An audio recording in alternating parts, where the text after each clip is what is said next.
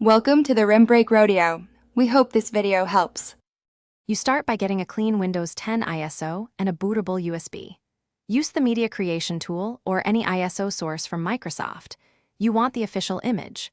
Once done, make a bootable installer with Rufus or the tool, selecting UEFI or Legacy to match your machine. Make sure you have an 8 GB USB and that you back up important files. You're preparing to install without a product key, so internet access for drivers and updates will help after setup. You boot the installer and choose Custom Install to control partitions.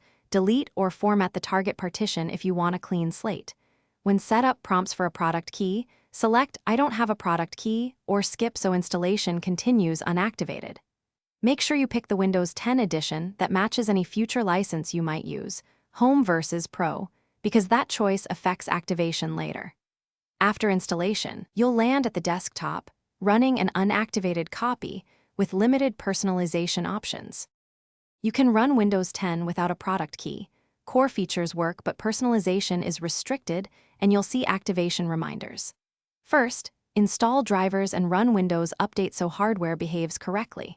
Sign into a Microsoft account if you expect a digital license to attach later. That can simplify activation when you add a key.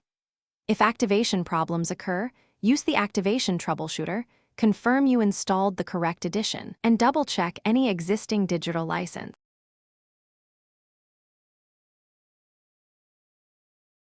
Thanks for watching. Consider subscribing if we helped you.